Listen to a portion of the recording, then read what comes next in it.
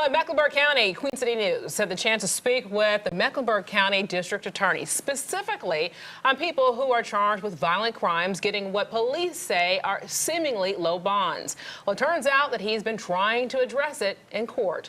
Queen City News reporter Derek DELLINGER is live in Uptown with what the DA had to say. And Derek, we already knew that he wasn't happy with these low bond situations.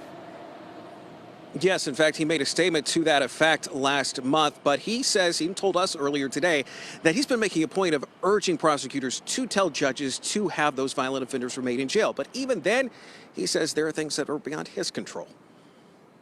Queen City News has been digging for answers after the Charlotte area Fraternal Order of Police started highlighting cases they say involve suspects getting low bonds. We've highlighted the cases ourselves over the years, cases where at least police say bonds did not fit the charges. In the last month, there's been the case of Tyler Drew, a man accused of shooting at 6 CMPD officers who is now out on a $67,000 bond, and Travis Feely, charged with first-degree arson, intentionally setting fire to a place while a person is inside. He's still in jail, but on a $31,000 bond.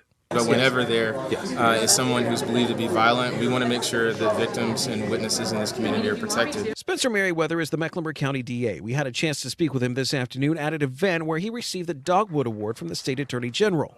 The award is to recognize people across the state who keep communities safe. And so I know my prosecutors, when they believe that a violent crime has occurred, are asking for that person to remain in custody.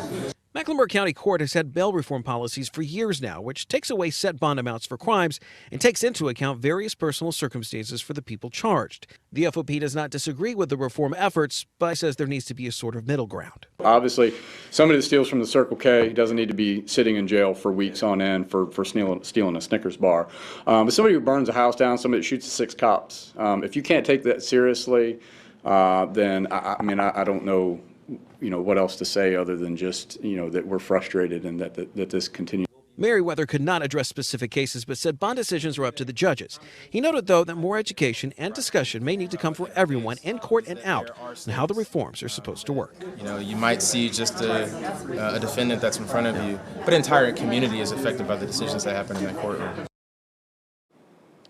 Now, we made a point of reaching out to the Mecklenburg County Court several times over the past couple of weeks to get any further clarification that they might be able to have on some of these bond decisions. They said that they cannot comment on specific cases, but they said they did highlight the bail policy as well as the bail reform efforts, which also we do need to add here, do involve things that involve situations that we might not necessarily be aware of, the public might not necessarily be aware of in these specific cases, which do play a factor in the decision making.